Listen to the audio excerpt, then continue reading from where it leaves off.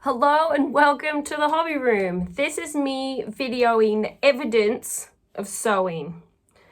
My five-year-old daughter Beth ages ago showed me that because she just yanked the dressing gown down off the coat hanger, this broke and I haven't sewed it until now. So I thought I'd come down here and I'd sew it and I can have like a smallish chat with you guys about being nice to ourselves.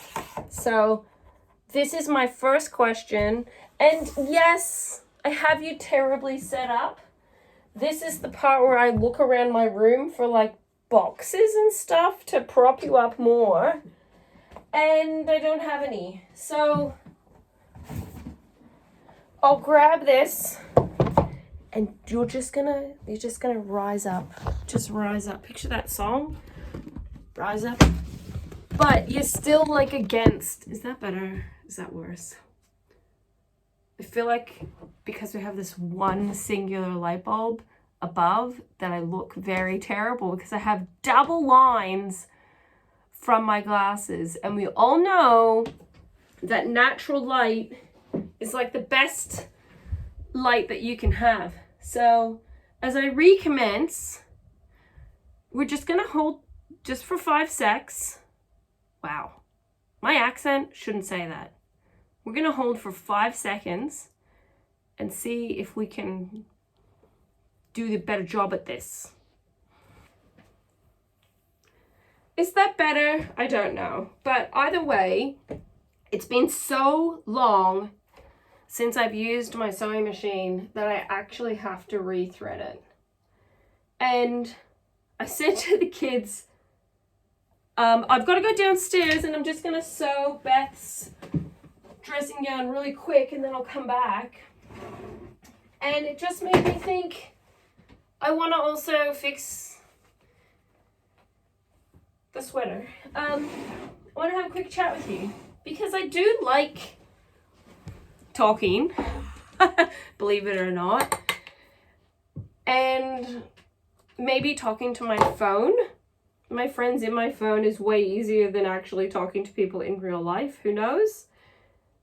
But I wanted to talk about how we can have things, particularly hobbies, that we really want to do, but we don't do them. And shout out to other people out there who are rule followers, overthinkers, like people who think we have to intellectualize every possible thing we do before we actually do it.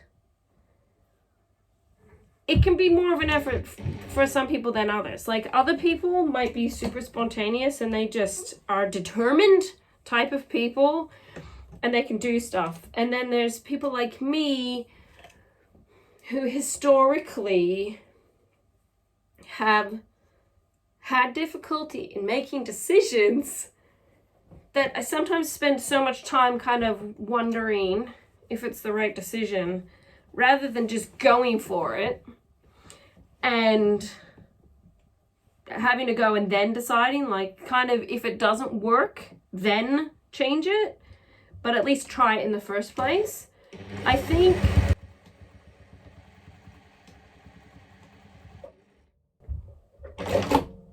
I'm done.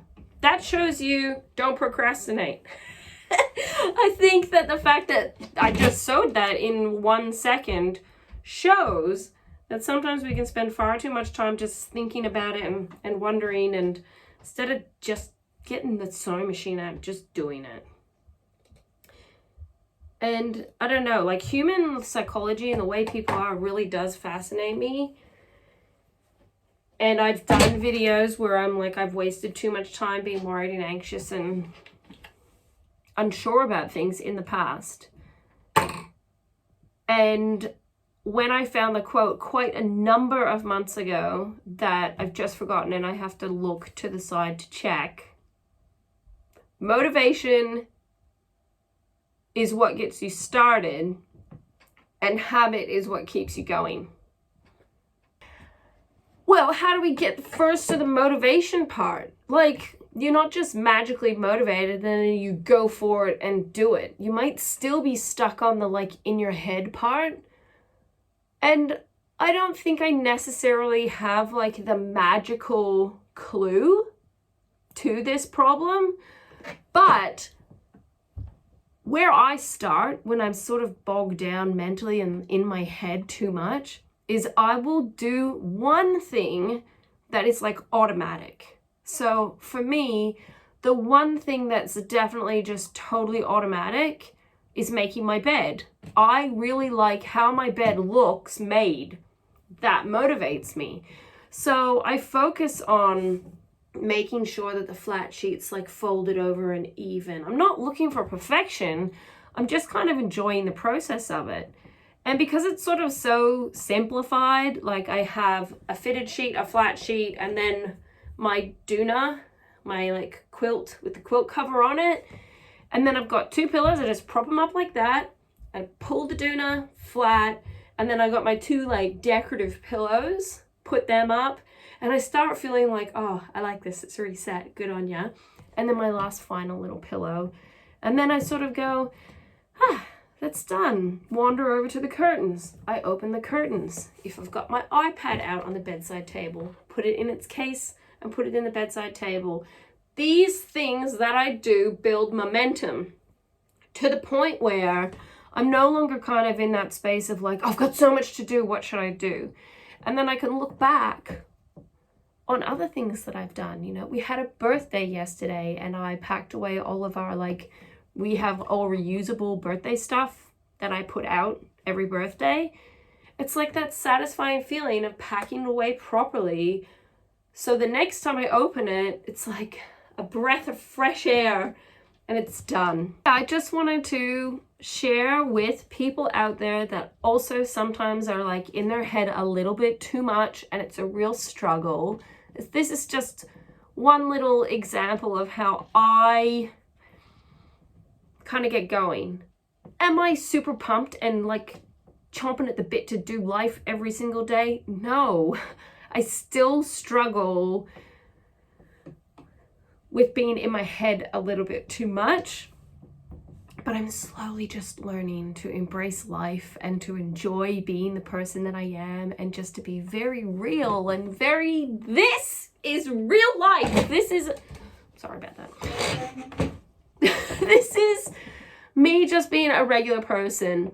And I think people who know me might introduce me, like they'll be like, this is Katherine, she has 10 kids. And I'm slowly like, yeah, I've got 10 kids, but I'm me and I'm just a regular person trying to enjoy my wonderful life and trying to be an encouragement to other people out there who are struggling and not get focused on like analytics or whatever. Like one of my most popular videos, which I'll link for you, is Do the Next Thing. And it's when I read the poem that Elizabeth Elliot penned of doing the next thing and doing it with care and finding that true contentment in the Lord. Even just saying that, like there's an element of nerves. Like you say that on the internet, you're going to have people who aren't Christians or have bad experiences that might be upset. You're always going to have varying like ultra religious, less, none, or different religions. And for me, as a Christian, it's truly love God because he first loved us. And it makes my burden so much lighter. It makes me feel so much less anxious. Am I a good Christian? Depends how you view it. Do I sit down and like study the scriptures at 5 a.m.? No.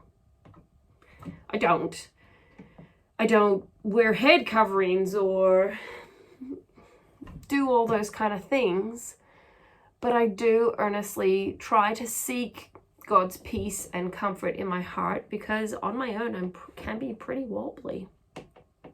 So I just wanted to share that with you. I hope it encourages you guys. It isn't about if you're a Christian or not.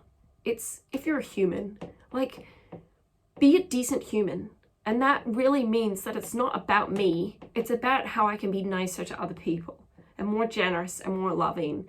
And it makes me really emotional thinking about it, because having that perspective shift away from myself and how bad I am, and looking at people in the street and just feeling love for them. Like, if you are watching this right now, if you have breath in your lungs, you are meant to be here. Bottom line, I wasted far too much of my life thinking, what's the point? Why am I even here? Is this a mistake? I'm here. I'm still breathing. And yeah, so I've chatted long enough. I will go and make the joyous announcement to Beth that I have finally fixed her dressing gown. And then I'll just go and do the next thing, which is probably work out what I'm going to have for lunch. So wherever you are, I hope you are well. And if you're struggling, I understand. I've been there. You can always comment below. I would say you can email me, but I don't even know what email I have attached to this YouTube channel, and I don't even know the password. So yeah, I'll see you in the next video, and that's it.